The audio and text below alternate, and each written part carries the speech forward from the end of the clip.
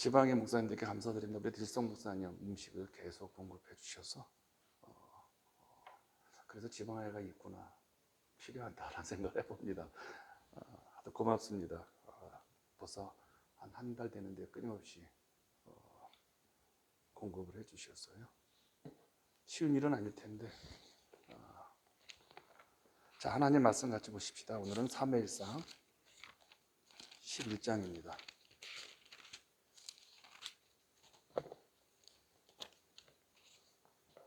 11장이 15절로 되어 있습니다. 아마도 사무엘이 왕으로서 10장에서 이제 공식으로 이제 즉위를 하죠. 근데 공식으로 즉위를 하지만 그가 전체적으로 왕으로서 인정을 받을 수 있는 그런 기회가 없었기 때문에 이스라엘 백성들이 사무엘을 아마 이제 왕으로서 인정하지 않았고 계속적으로 이제 사사들이 시대의 그런 영향력에서 이제 유지되는데, 그렇다면 이제 왕으로서 즉위받은 사울이 어떻게 이제 전체적으로 공식적으로 이스라엘 백성들에게 이제 왕으로서 존경받을 수 있느냐? 고대 사회에서는 왕이 전쟁에서 승리하면 위치가 아주 공고해지는 것을 우리가 경험하게 되거든요.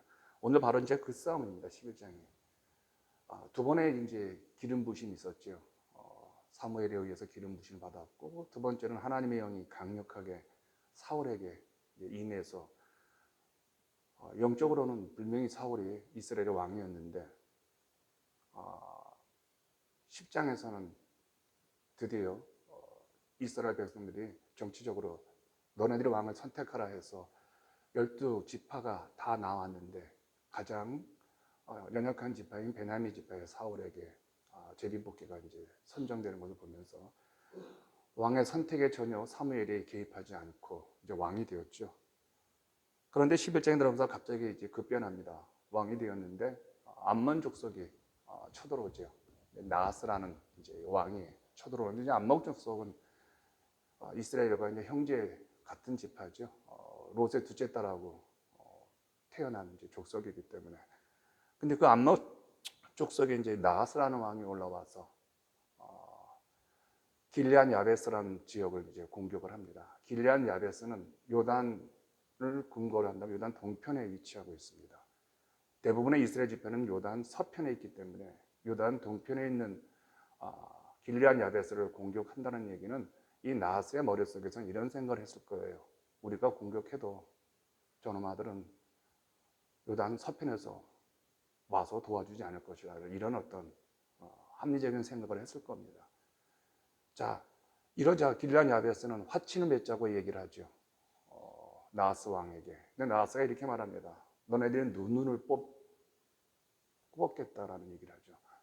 고대 전쟁에서는 승리한 지파가 패배한 지파의 눈들을 뽑죠. 그리고 대표적으로 사사기에서 이제 삼손의 두 눈이 뽑히는 것을 보게 되어지죠. 그리고 바벨론 제국이 시디기야 왕을 포로로 잡아갈 때 두 눈을 뽑은 것처럼요. 당시 고대 사회에서는 이제 두 눈을 뽑는다는 얘기는 우리가 이겼다는 뜻이죠. 그런데 요세푸스라는 이제 유대 사학자, 가장 존경받는, 지금은 아니지만 꽤 오래된 이제 인물이죠. 그가 쓴 책에 보면 보통 이제 전쟁에서, 당시 중동 전쟁에서 승리한 지파가, 승리한 국가가 패배한 국가의 군사들 눈을 뽑을 때 오른쪽 눈을 뽑았다고 합니다. 왜냐하면 방패로 왼쪽 가리고 오른쪽 눈으로 보면서 싸움을 하기 때문에 군사들의 눈들을 다 오른쪽으로 뽑아가지고 전쟁할 수 없는 그런 기록도 남아있죠. 그러자 이제 길레앗 야베스가 두려움에 떨지요. 그래서 생각해낸 것이 우리가 왕이 있지라고 해서 요단 서편에 있는 사울에게 전령을 보내죠. 사울에게 전령을 갔는데 왕궁에 들어갔을 거 아닙니까? 그래도 뭐 크든 작든 왕이니까. 그런데 사울은 그 왕궁에 있지 않냐했다고 합니다. 그러자 이스라엘 백성들이 통곡을 합니다. 왕이 없는 상태에서. 왜냐하면 길레앗 야베스가 이제 위기에 빠졌고 두 눈이 뽑힌다는 생각을 해보니까 이 통곡 소리에 기뻐해서 논을 갈고 있는 이제 사울의 귀에 이 통곡 소리가 들립니다. 얼마나 큰 울음이었다면 이제. 그러자 사울이 이제 논에서 나와가지고 소 두 마리를 끌고 이제 집으로 가죠. 그러니까 당시 이제 아직도 왕정 체제가 정립이 되지 아니었고 기브아에서 왕의 궁에 살지 아니하고 평범한 집에 살고 있는 사울의 모습에서 사울이 왕이 될 수밖에 없었던 절대적인 이유가 겸손이었고 이때까지는 괜찮은 어떤 그런 모양새를 가지고 있었죠. 그래서 가서 이제 왜 우느냐고 물어봤겠죠. 그랬더니 암몬 족속이 쳐들어와서 길르앗 야베스에 두 눈을 다 뽑는다고 지금 위협을 한다고 합니다. 그러자 이제 사울이 그 소 두 마리를 각을 띱니다. 아무래도 이제 12지파에 보내는 거 보니까 12개의 각을 뗐겠죠. 그래서 12개의 각을 떠서 온 지파에 내보냅니다. 나를 따르든지 아니면 이 소처럼 너네들이 죽든지 선택하라는 거겠죠. 그러자 이스라엘 백성들이 다 한 마음으로 이제 사울을 돕습니다. 그리고 사울은 당시 고대의 전형적인 전투 방법인 매복과 유인 정자를 써서 33만의 군대를 이제 세 개의 조직으로 나누죠. 고대 이제 전쟁사에서 보면 가장 잘 쓰는 방법입니다. 매복하고 유인해가지고 매복해서 삼국지에도 보면 주로 이런 방법이죠. 이렇게 해서 승리를 거둡니다. 여기서 우리가 한번 좀 생각해 볼 이야기입니다. 스토리가 이제 11장에 그렇게 됩니다. 첫 번째입니다. 지도자는 지도자로서의 그 실력과 그 능력을 입증할 수 있는 기회가 주어집니다. 그게 언제일까요? 이게 위기라는 겁니다. 우리가 목회를 하면서 늘 끊임없이 위기가 오죠. 그러니까 위기에는 두 가지 모양을 띄고 옵니다. 망할 거냐 아니면 다시 거듭날 것이냐라는 얘기죠. 그러니까 위기를 이기는 방법은 지도자를 중심으로 해서 진행하는 방법이죠.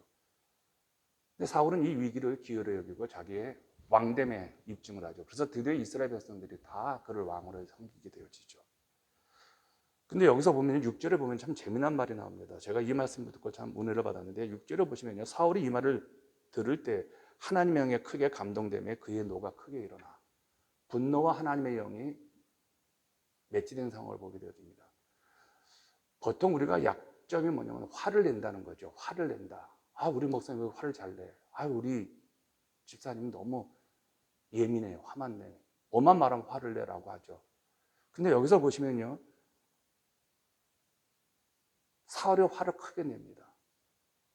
그러니까 분노가 그렇게 나쁘다고 말할 수는 없습니다. 그래서 우리가 거룩한 분노라고 얘기를 하죠. 그럼 거룩한 분노가 언제 나타나냐라고 할 때 그 앞절이 나옵니다. 사울이 이 말을 들을 때 하나님의 영에 크게 감동되네. 하나님의 영에 크게 감동되는 건 두 번째 있었습니다. 사울에게 있어서는요. 사무엘을 찾아갔을 때 하나님께서 사울에게 하나님의 영에 크게 감동됨이라는 표현을 썼습니다. 그게 6장인가요? 7장인가요? 어쨌든 간에. 그리고 오늘 본문에 또 한 번 하나님의 영에 크게 감동됐다고 합니다. 그래서 제가 히브리어를 찾아봤더니 이 표현을 직역하면 이렇게 합니다. 하나님의 강력한 영이 사울을 뚫고 들어오매. 그러니까 사울은 원하지 않았다는 거죠. 뚫고.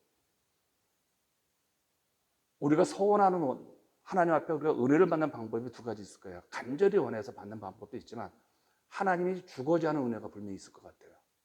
이게 아마 이런 은혜가 아닌가. 하나님의 영이 뚫고 들어오매. 그 얼마나 강력하면 뚫고 들어온다고 표현했을까요? 위기 때는 이 영이 필요합니다. 웬만한 영 갖고는 못 이기잖아요.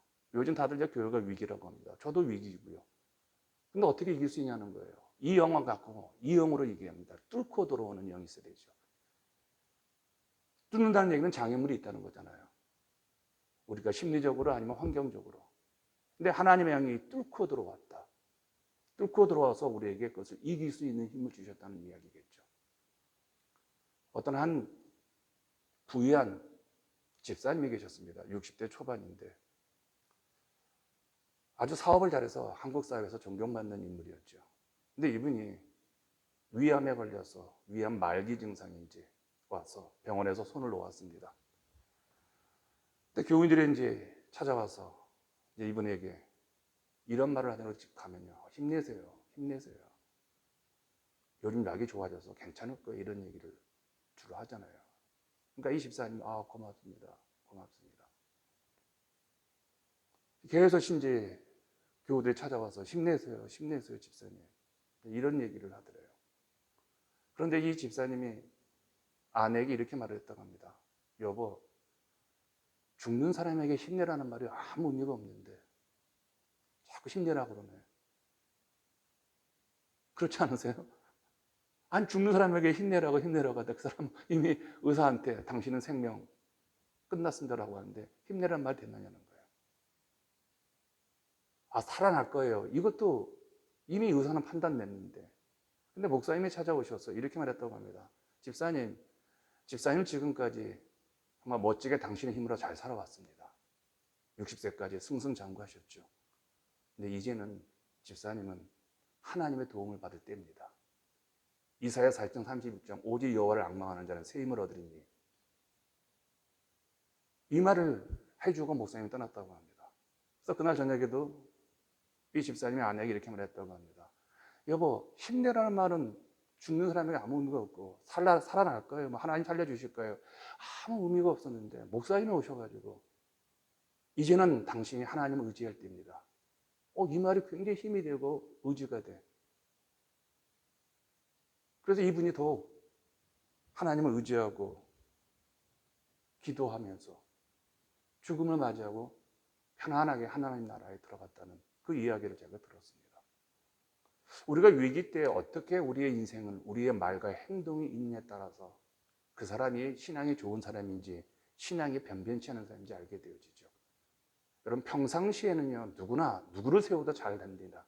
그러나 이렇게 전쟁의 공격 앞에서 위기가 있을 때 정말 하나님에 감동되지 않은 사람이 지도자가 되지 않으면요, 그 나라는 망하고 그 교회는 멸망하죠. 그런데 이렇게 해서 드디어 사울이 지도자로서 왕으로서 입증이 되어집니다. 그러자 사람들이 어떻게 합니까? 막 몰려옵니다. 여러분, 잘 될 때는 주변에 사람이 많아요. 그러니까 힘들고 어려워 보세요. 다들 손가락질하고 도망가죠. 끝까지 지켜준 사람이 없죠. 그런데 여러분, 10장에 보면요, 사울이 왕으로 즉위했을 때 불량배들이라는 표현이 나옵니다. 불량배들이 사울을 인정하지 않냐고 헌금도 하지 않았다는 말, 교회 헌금을 하지 않았다는 거예요. 사울을 무시한 거죠. 베냐민 지파의 그 가난한 그 형편없는 그 지파의 왕인데 우리가 왜 그를 의지하냐? 사실은 그들이 불량배가 아니라 그렇게 불량스럽게 신앙생활을 하는 사람이에요. 우리 주변에 그런 분들이 교회 안에서도요. 좋을 때는 아무나 하다 교회가 좀 어려우면 막 표현하는 분들이죠. 이제 이 표현들이거든요. 그러자 승승장구했던 그 상황 속에서 많은 사람들이 사울에게 이렇게 말하는 거예요. 왕이요, 당신에게 반대했던 사람들 다 죽일까요? 이때는 사울도 우쭐해가지고 그래, 한목에다 칼 베자, 다 몰아내자. 그래, 이스라엘은 한 영으로 뭉쳐야 되는데 저런 깐죽대는 사람들이 불량배들이 있는 거 어떻게 용납하겠냐, 다 죽이자. 그러는데 사울이 아주 멋있게 말을 해요. 뭐라고 합니까? 지금은 구원의 때인데 가만 놔두자. 아마 이스라엘 백성의 12지파는 사울이 지금 이 상황에서 가장 잘 될 때 그가 어떤 행동을 할 것인가 아마 주목했던 것 같아요. 그런데 사울은 분열을 택하지 않냐고 화합을 택합니다. 그리고 드디어 이스라엘 왕으로서 온전하게 12지파의 지지와 후원을 받는 왕으로서 일대 초대 왕의 역할을 감당하게 되어지죠. 우리가 오늘 본문을 묵상하면서 이런 생각들을 한번 해봤으면 합니다. 우리는 하나님의 영이 뚫고 들어올 수 없을 만큼의 우리는 위기에 빠져 있는데 그 위기를 여러분 어떻게 이길 수 있느냐? 정말 하나님의 영이 강력하게 우리의 심령과 우리의 골수를 쪼개고 들어와서 우리의 심장을 점령하는 그 은혜가 우리에게 필요합니다. 이거 말고는요, 이 시대의 어려움과 이 시대의 교회의 빈약한 현실을 극복할 수 없습니다.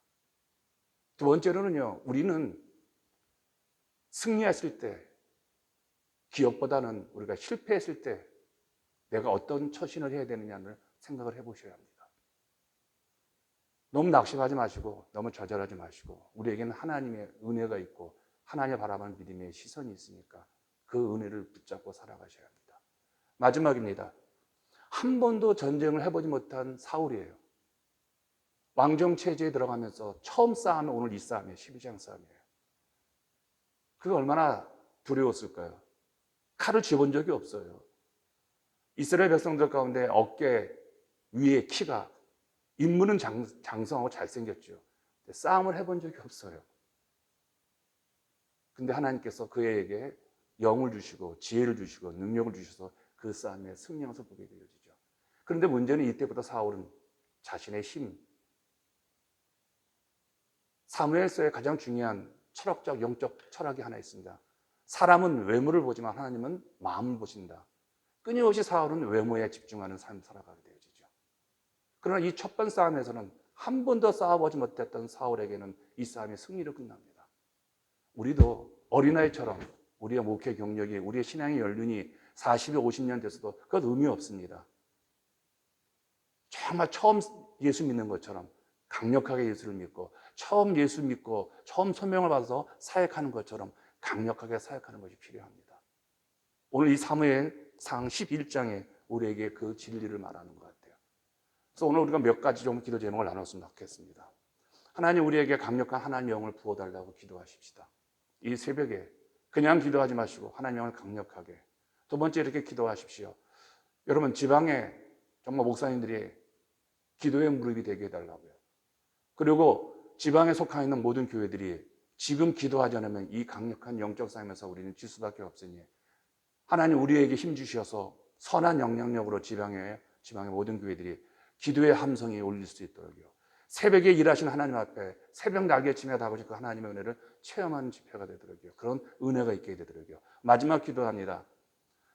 저희 교회를 위해서 기도해 주십시오. 이 교회가 만민이 기도하는 집에 그런 역할을 이 버진에서 감당할 수 있으며 51년 전에 세워진 이 교회가 그냥 교회가 아니라 선한 영향력으로 많은 교회들하고 합력하며 그런 희생의 역할을 잘 감당하는 교회가 될 수 있도록 저와 우리 교회 또 우리 교회들 위해서 기도하시고 여러분 각자 기도하시고 오늘 한번 승리의 함성 한번 크게 우리 하나님 앞에 울리시고 체험하시고 확증하시고 돌아가는 이 새벽 되기를 축복합니다. 같이 기도하십시다.